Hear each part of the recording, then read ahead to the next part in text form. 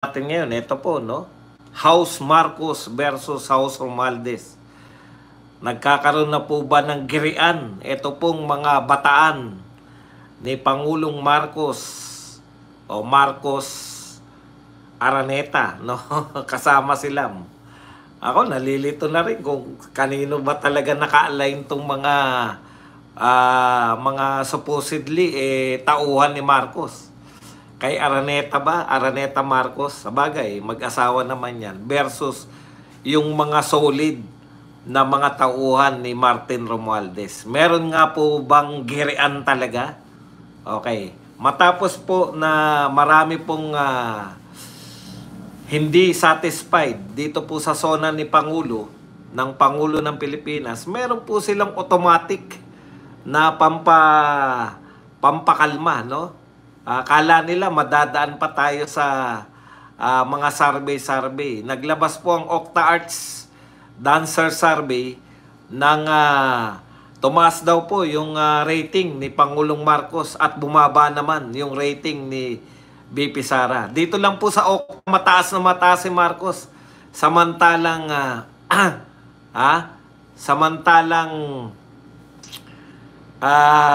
mababa naman si BP Sara. Mahusay talaga tong Okta search eh. Katayin na natin. At ano pa ba? At iba pa pong mga balita. Pero bago yan, kung bago ka pa lang dito sa ating channel, mag-subscribe ka na. Dahil ito lang ang tanging channel na may kinikilingan, may pinapanigan, una sa balita, huli sa impormasyon, kaya ano pang hinihintay nyo? Pindot na, okay. Pag-usapan na natin agad-agad, no? Iyan. Unahin na po natin, alam po ninyo, tuwing meron pong kapalpakan yung gobyerno, may mga automatic po na mga survey company, katulad nitong OctaArts na magpapakita na maganda ang pananaw ng mga tao. Alam nyo po, halos wala na pong nag-uusap sa zona, no? Wala na pong epekto kasi hindi po ganun ka tindi. Ay, yung kay Karen nga pala, tama. Pinagtanggol po ni Chis Escudero ang pagkakatalaga dito po kay Marcoleta. Okay. Unahin na natin tong OctaArts Research. Nakakatawa kayo. Ang tanong lang, tumaas daw po, no? Tumaas, naging 64%. Teka lang, tignan natin. Ito yung actual eh. Yung dalawa na lang kasi wag na sila Martin. Tumaas din po si Martin eh. 64%, dating 60%. So tumaas po ng 4 points. Performance rating naman ay 62% from 59%. Samantalang si BP Sara ay bumaba daw po ng 8 points from 58% naging 50%. At bumaba ng 7 points from 56 naging 49% yung performance rating. Ang tanong, may naniniwala pa ba sa inyo mga may naniniwala pa ba sa inyo na mga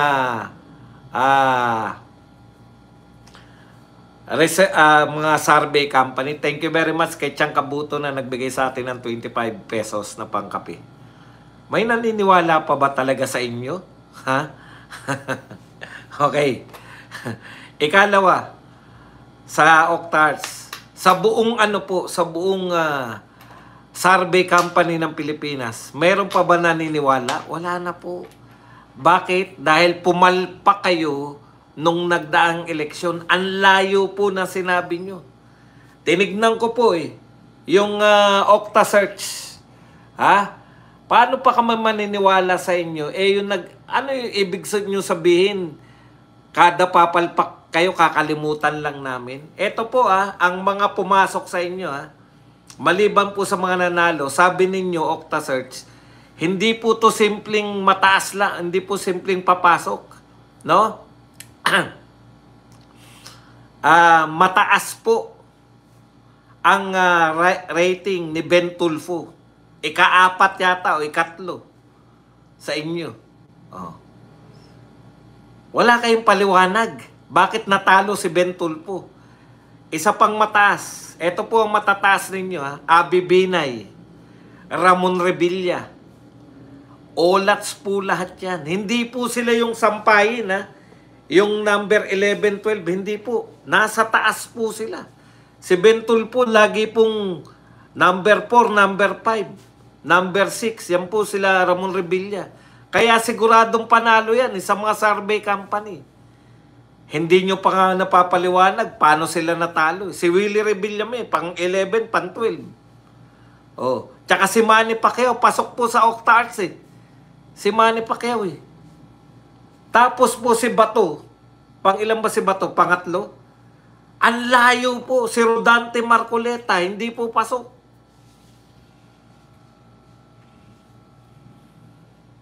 Tapos sasabihin ninyo na mataas sa rating si BBM. Mababa sa rating si BP Sara.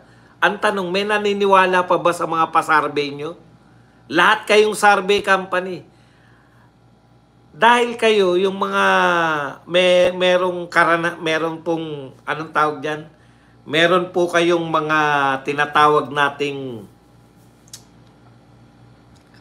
history. Yung SWS, tsaka Pulse Asia. Nadamay pa kayo eh. Kasi halos kapareho kayo ng mga to. Wala na pong naniniwala sa mga pasarvey nyo. No? Wala naniniwala dyan. Kaya sinasabi nyo, mataas si Marcos. Kalokohan po yan. Hindi na po naniniwala. Tsaka yung timing nyo, alam nyo kagad na maglabas kayo ng survey pagkatapos ng SONA. Alam na nila eh. Si Kiko Pangilinan, hindi pasok. Kalokohan yan. Si Bato nga, hindi pasok. Oh. Eh, ang taas ni Bato, di ba? Pangatlo ba si Bato? Imagine nyo, pangatlo. Pero sa survey nyo, hindi pumasok. Kaya yan po mga survey na yan, wala na po naniniwala sa inyo. Promise. Nag-a-accel lang. Sino po? Pero lahat ng dyaryo, lahat ng mga malalaking media company, laman po yung balita na yan na mataas si Bongbong Marcos. Ang tanong ko lang sa inyong lahat, no? Ang tanong ko lang sa inyong lahat, bakit hindi nyo binabalita yung mga expose ni Toby Chanko? Pero itong Octa-Arts, kaya nawala na po kayo. Kung ano po yung hindi na pinaniniwalaan ng tao, yung mga survey, yan yung sinisiksik ninyo na ibalita. Pero yung mga expose, katulad ni Toby Chanko, na sinabi niya na si Martin Romualdez ay mayroong pong pork barrel, sa kanya sila nang hingi ng budget para sa pork barrel, dehin bukiki kayo lahat. Yan yung problema ng mga media natin. Kasangkapan kayo. Hindi na kayo totoo na independent. Okay, punta na po tayo rito sa iba pang balita. Ano lang po tayo dahil meron pa po kaming program mamaya. Pasensya na kayo. Nasabik po ako sa boxing kasi yung paborito nating boxer na kaibigan natin, si Casimiro, ay meron na pong promoter uli. Kaya ginanahan tayong magboxing kanina. Pasensya na po kayo kung bakit late tayo. Kaya magmamadali tayo. Isang oras lang po tayo ha. Isang oras lang. I-clear lang po natin to. Okay. Punta na po tayo rito. Napupuna ko po, unti-unti, no? Bagamat hindi pa po lantad yan. Pero syempre, nahalata natin eh. Yung mga bataan ni Marcos versus bataan ni Martis, medyo nagsasabong-sabong na ngayon. Di ba? Bataan po ni Marcos, itong si Toby Chanko. Masyado nang marami yung nasabi natin kay Toby Chanko. Pero yung mga expose niya po, hindi po natin Bakit po natin nasabing bataan? Noong nakaraan lang na pag-inspeksyon eh. Kasama na naman si Toby Chanko sa inspeksyon eh. Tandaan po ninyo, siya po yung campaign manager ng alyansa, no? So, binanata na po si Martin direkta. Hindi ko na po ulitin yung banat niya, pero ito lang po, no, yung small, yung mga nag-insert po ng budget, doon pa lang, dalawang bahagi po yung pag-insert ng budget, no? doon po sa bahagi ng tinatawag nating small committee. Ayan, nag-insert po sila doon. Dito po sa may House of Representative pa lang. O, tapos,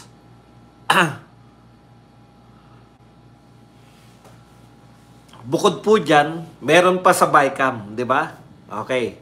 Tapos, pagtapos na po yung budget, ayon kay Toby Chanco, nakahilera po, nakapila po yung mga congressman para mamalimos ng budget. O big. Tagalog, di ba? Mamalimos ng budget kay Martin. Doon sa tinatawag nating portal. Papasok kayo doon, no? Portal. Pagkatapos, manghingi kayo ng budget. Kaya tinawag niya yan na ano, no? Okay, nariyan na tayo. Ikalawa, nabanggaan. Alam naman po natin na si Chis Escudero po ay waiter ni Lisa Marcos. Malapit po yan. Kayo naman, no? Huwag po tayo magbulahan. May basbas po yan ng mga Marcos. Yang pagkaka-Senate President niya. Di ba? O, yan. Ikalawa, binabakbakan siya, sinisiraan. 142 million na insertion. Sino po ang pinagbibintangan ni Chis? House of Representative. O, bilang ganti, ano sinabi ni ano? Ano po ang sinabi ng spokes ng HOR na napakagandang si Abante, si Princess Mangku Abante. Princess M. Princess M Abante.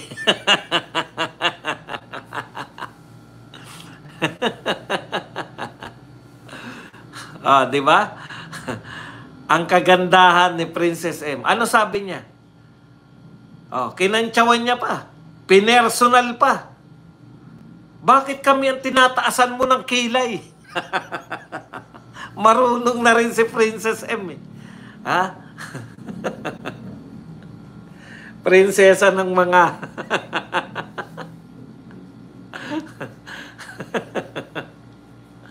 Okay. Ang ibig ko sabihin, mga kapatid,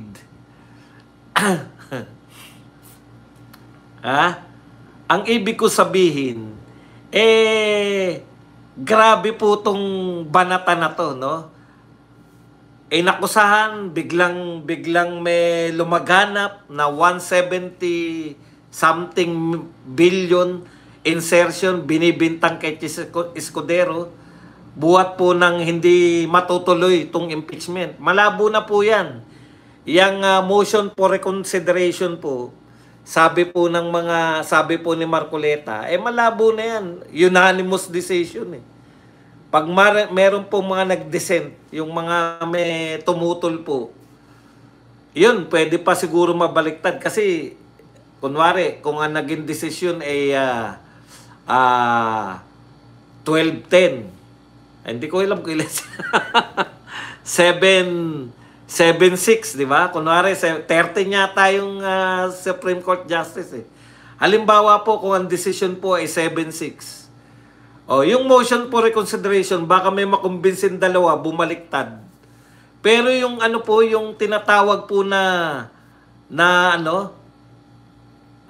tinatawag po na unanimous, mahirap pong pabaliktarin yun sa simpleng motion for reconsideration. Lahat po ng justices ay bumoto na ang constitutional. Paano po nila babaliktarin yun? Nang lahat sila magbabaliktad. Kung meron sanang dissenting opinion o kakontrang opinion, yan pwede. Pero unanimous po eh. Imposible po nila makumbinsi. So, basically, deads na po yan. At ang pinagbibintangan nila, yung hindi pagmamadali, yung pagde-delay ni Chis Escudero. Kaya ngayon, inaatake nila si Chis Escudero. Siyempre, Senate President po yan eh. Alam niyo po yung Senate President, ang Senate President po, pangatlo po yan sa pinakamataas na posisyon dito sa ating bansa. President, Vice President, Senate President. Pangatlo po yan sa, kumbaga sa, pangalawa po siya. Pag hindi po ubra ng presidente at vice president, siya yung magiging presidente. No, ganun po katindi yung papel ng Senate President. Ibig nyo sabihin, walang sariling intelligence yan.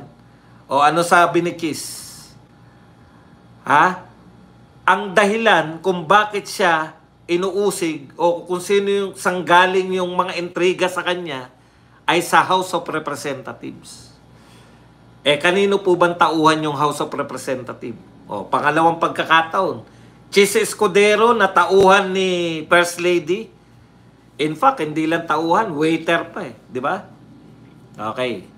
So, meron po. Pangalawa yan, ha? Tapos yung House of Representatives. Grabe, no? Spokes lang. Ha? Pangatlo po sa pinakamataas na posisyon. Spokes lang po ni Martin o ng House of Representatives. Kinantsawan ng personal. Huwag mo kaming pagtataasan ng kilay. Kilay? Kasi pinagtataasan mo naman si Princess Nakakatawa po kasi yung pangalan niya. Kung hindi po kayo natatawa sa pangalan niya, wala po akong magagawa. May kakaiba po akong kasiyahan sa buhay.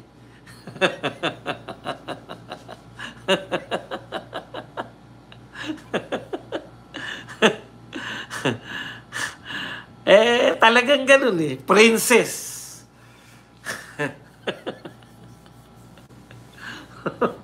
Princess ng mga. Dugtungan nyo na lang kasi. Okay. Tapos, eto naman ngayon. Round 3 na po. So, may round 1 na tayo. Chis Escudero versus House of Representatives. Si Chis Escudero ay pinagbibintangan na may nagpalaganap sa media po to. Ang media po yung nagpakalat niya pero natukoy po ni Chis Escudero na ang pinagmulan ng akusasyon na siya may insertion sa budget ay House of Representatives. Direkta niya yan. At bilang ganti, ang sabi po ng House of Representatives, huwag mo kaming pagtaasan ng kilay. Okay. Bago po tayo sa latest na bakbakan ng mga tauhan, tandaan po nyo, hindi pa po tinatakwil ni BBM si Chanco. Hindi pa rin po tinatakwil ni First Lady si SP Escudero. Kahit nakalaban na direkta yung si Martin mismo. So mararamdaman nyo, meron ng, teka muna, parang may tension na. O tayo naman, yung mga tagapagmana, Game of Thrones ngayon di ba? Away yan ng House Marcos versus House Romualdez. Tayo namang House Duterte, ang tunay na tagapagmana ng trono ng Malacanang, tagapanood muna tayo. Total, mamanahin rin na. Basta sila lang magkagulo. Huwag lang nila idamay yung Pilipinas. Dahil pag dinamay nilang Pilipinas, yari sila sa mga kawal. Anong tawag doon sa mga kabayuhang landas? Titindi, no? Yan yung mga nakikita natin sa panonood sa Simatar Eto na ang mga kabayuhang landas. Puyan, tindi. Kabalyero! Okay. May part 3 pa. Pero bago yung part 3 ng House Marcos and House Romualdez, eto muna. Isang patalastas muna. No? Mga patalastas muna tayo. Eto muna. May hamunan pa pala nangyari na boxing. Eto po si Teddy Casino. Kilala nyo pa si Teddy Casino, di ba? Aba, nakihamon din po ng boxing. Pag nagsuntukan kami ni Baste, tiyak iiyak yan. Pero hindi ko siya hinahamon. Sinasabi ko lang, no joke. Tindi ni Teddy Casino, Akbar Arias Arant. Antindi ha, nakikihamon ka sa suntukan. Pero pinatulan po siya. Ha? Sino po ang pumatol kay Teddy Casino? Si Yes Yes Yo. Okay. Sige Teddy, sabi ni Yes Yes Yo. Topacio. Tayong dalawa. Nasa harap ako ng Supreme Court sa Wednesday, kahapon. July 30, 9:30 a.m. I'll see you there. Public hair. Seryoso ako. Shoutout kay Placido Piloso po. Oh. Antindi ng hamon ni Yes Yes Yo, no? Pumunta raw. Nagpunta ron si hindi nagpakita si Teddy. Ano sabi ni Yes Yes Yo? Ito ang tunay na deadma. Dinedma mo lang daw siya. O, ganun lang yun, Teddy Casino. Katulad lang din, deadma ka lang din. Diba? Deadma ka lang din kay Yes Yes Yo Topacio. Hindi ka papatulan ni Baste. Kung paano mong hindi pinatulan si Topacio, ganun ka rin hindi papatulan ni Baste. Okay. Meron pang isang tayong yun po, yung kay yung gigil na gigil sila, no? Bakit daw si Marcoleta ay bagito pa lang ay meron na binigay na sa kanya. Alam niyo po, bago yan, congratulations muna. PCO retains Claire Castro as Palace Press Officer. Congratulations, Auntie Claire, na natili po sa kanyang pwesto. Huwag niyo naman tanggalin si Claire. Siya na lang nga nagpapasaya sa amin. Siya na lang nga nagpapasaya sa amin dyan sa palasyo. Tatanggalin niyo pa. Grabe naman. Ganun. Walang tanggalan, ha? Hayaan niyo lang siya sa amin para masaya kami. Okay? Congratulations, Auntie Claire. Isa kang talagang tunay na alamat ka na, no? Hindi ka na talagang tatanggalin dyan. Hanggat ikaw ay kinaasaran ng mga Duterte, nariyan ka. Hanggat napipikon mo. Yun lang yung purpose nila eh. Eto si Abante, mukhang may napipikon na. Si Kilay. Okay, punta na tayo rito sa kay Marcoleta. Congratulations po. Alam niyo sabi ni Chess Escudero, batikan sa litigator po yan, no? Bagamat siya po ay si Marcoleta, bagamat si Marcoleta po ay pwedeng masabing bagitong senador, hindi na po bagito yan sa pagiging anong tawag diyan? Mambabatas yan. Dahil nakasama pa pala ni Chis Escudero yan, na sila yung mga congressman pa lang. Kaya wala pong basehan yung atake kay Escudero kung bakit hindi siya karapat-dapat. Ngayon, meron pa ako nabasa na hindi raw kadapat-dapat dahil siya po ay miyembro ng kulto ng Iglesia ni Cristo. Wala kayong pakialam doon. Huwag niyong idama yung relihiyon, no, sa trabaho ni Marcoleta. Ang sabihin niyo, ano ang naging problema ninyo sa pagiging congressman ni Marcoleta? Hindi yun, nakapekto ba yung relihiyon niya sa pagiging congressman? Masyado naman kulto kagad. Kami nga kulto eh. Hindi kami namumblema eh. Di ba? Bakit ganun? Bakit nyo dinadamay na kulto siya ng ang Iglesia ni Cristo ay kulto? Tagal nyo nang binabanatan yung Iglesia. No? Inggit ba kayo? Dahil gusto rin naman ng mga kaparian na mag-endorso. Wala namang wala namang power yung simbahang Katoliko para mag-endorse. Problema nyo na yun. Hindi, ako, Katoliko ko, hindi ko nga pinoproblema. Si Marcoleta, magaling, tapos. Kaya niya ba maging Blue Ribbon? Kayang-kaya. Yun lang ang masasabi natin. Takot kayo kasi, ano sabi ni Marcoleta? Pinaimbestigahan ni Pangulong Marcos yung mga katiwalian sa gobyerno. Ano sabi ni Marcoleta? Challenge accepted. O, dun kayo takot. No? Dun kayo takot. Okay. Punta po tayo rito sa ikatlong hulog. Ayan. Ano po yung sinasabi natin na unti-unti? Ito naman po, Yung 20 bataan ni Martin, ito po, tingog party list pa to. Natatandaan nyo po, kilala nyo pa si Prasco, di ba? Si Cristina Prasco. Na asawa niya po, yung hindi sumuporta kay Martin. Alam nyo to si Martin, may pagkapikon to eh. Once na hindi mo siya sinuportahan, ano po gagawin sa'yo? Aatakehin ka ng mga atakdog niya. Sa lahat po ng atakdog, ito po si Asidre ang mukhang boy beats. Hindi siya mukhang atakdog eh. Mukha ka siyang boy. Mukhang boy beats. Di ba? Kilala niyo si Prasco, di ba? Sabi ni Prasco, hindi niya iboboto si Martin. Ang unang ginawa kay Prasco, pinatanggal sa opisina niya. Ngayon, ang inaatake naman yung asawa. Talagang walang ano eh. Pero, tignan niyo po bakit ko po nasabi na ito ay pagitan ng House Marcos at House ano. Kung talagang sinusuporta, ito, sa papel na to, umatake na si Prasco, di ba? Pero, hindi pa rin tinanggal yung asawa niya. Pinotektahan pa rin. Tourism Secretary pa rin. Tourism Secretary pa rin si Cristina Prasco. Bakit?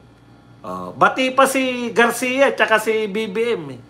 Pucha, pag pambiyak niya sa Cebu si pambiyak nila sa Cebu si Garcia di ba? Hindi nila pwedeng iwan yung mga Garcia. Zero na sila sa Cebu. Hindi na sila iboboto ng mga Baricuatro, ng mga Duterte. Hindi pa sila iboboto ng mga Garcia. O ano kakainin nila sa pinakamalaking boto, pinakamalaking botante ng Pilipinas? Cebu. Zero ka? Gagawin mo yon? Kaya ito po, tuloy po sa pagiging tourism, hindi po pwedeng mabastos. No? Yung atake ni Prasco, hindi po nakakalimot si Martin. Tandaan nyo, ito na po ang dalawang atakdog niya. Kaya ito po ang part 3 ng House Romualdez versus House Marcos. Ayon po sa kanyang mga attackers. Kilala nyo naman itong mga to. Sila Ortega, sila Asidre. Ito po si Ortega at si Asidre. Sabi ni Paulo Ortega, we are attracting fewer tourists. Kita nyo? Ang kaaway, asawa, si Prascong lalaki. Pero ang inaatake ng mga tauhan ni Martin, ito pong tourism secretary. We are attracting fewer tourists. And those who do come are spending less. Our people are doing their part. Teka muna, masyado maliit. Lalakihan ko lang to. Ayun. We are attracting fewer tourists and those who do come are spending less. Our people are doing their part. It's time for the DOT to do the same. We don't need more ribbon cuttings. We need action. We need results. And we need them now. Kulang na lang akusahan si Tourism Secretary na inutil ka. Kita nyo kailan po inatake yan? Inaatake na ba nila? Matagal na pong bumababa yung pagpasok ng turista sa Pilipinas. Inatake na ba nila si Cristina Prasco? Hindi pa. Kailan sila umatake? Nung umatake yung asawa. Di ba? Umatake na yung asawa Atakehin ka na rin. Ito naman po, ang atakdog. Sa lahat ng atakdog, ito po ang mukhang hindi aso. Si Representative Jude Asidre ng Tingog Party List. The DOT had the money. It had the mandate. What it lacked clearly was direction. Wala ka raw direksyon, Cristina Prasco. And that is unacceptable. And if agencies can't deliver, then they don't deserve the budget. Teka pala, hindi ba kasama sila Prasco dun sa LA? Pakiano nga po ako. Tama ba? Kasama ba sila Prasco dun sa LA? O isa lang dun sa mag-asawa? Kasama ba ni... Mga bata to ni Lam. Yung inaatake ng mga bata ni Martin. ay direktang bata to ni Lam, ni First Lady Araneta Marcos. Kita niya po bata ni Lam si Chis Escudero na inaatake ng mga congressman. Ngayon naman po, bata naman po ni BBM itong si Chanco na inaatake ng mga congressman. Kasama sila ni Lam. Nako, kaya talagang totoo po Inaatake nyo na ngayon yung mga tauhan. Kaya po Marcos, ito po ay battle for survival. Okay na po yan. Matagal na po.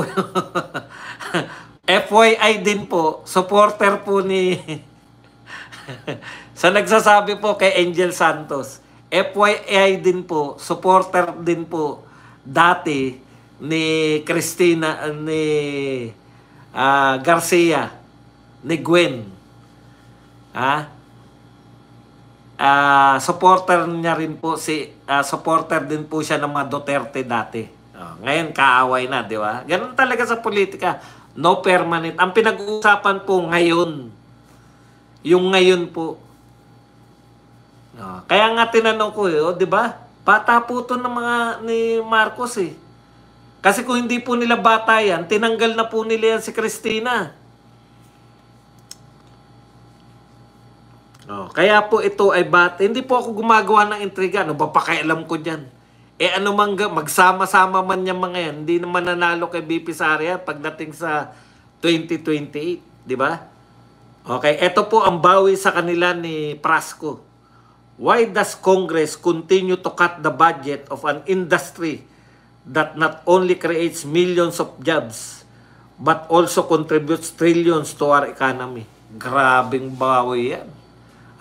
May contribution ang tourism industry. Trilyon. Trilyon.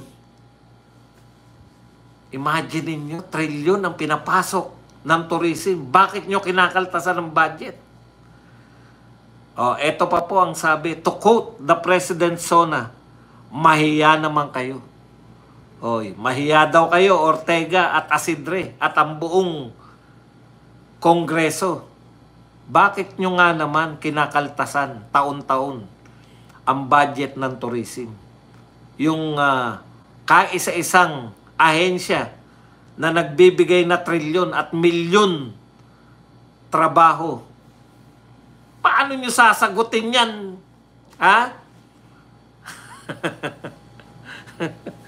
Paano nyo sasagutin yan, mga kapatid? Tayo po, popcorn. Ilabas ang popcorn ng House Duterte. Tignan natin kung hanggang saan makakarating itong banatan sa pagitan ng mga tauhan pa lang yan. Wala pa po yung mga main actor. Hindi pa po bumibira si Lisa Marcos Araneta at si BBM. Hindi pa rin po direkta nagbibiraan. Yung mga tauhan nila, nagbabanatan na. Ang tingin po natin dyan, nagbabanatan para sa survival. Laban sa tagapagmana ng trono. Ang tagapagmana ng trono ng Malacanang. Walang iba kung hindi si BP Sara Duterte. Hindi niyo na po mapipigilan. Kaya po ito, for survival lang po to. Ipapakita nila kung sino talaga ang nagpapalubog ng bansa. Magtitirahan na yan, dalawa na yan. Hindi kami, sabihin ng House Romualdez. Lalong hindi kami. Siyempre, manonood lang tayo. Kayo naman, mga paandar lang yan. Pero masisihan tayo. Kasi kahit papano, mag-iimbestigahan na yung mga yan. Magtitirahan na yung mga yan. Hindi na nila pwedeng ulitin yung... ano pa iimbestigahan nila sa confidential fund?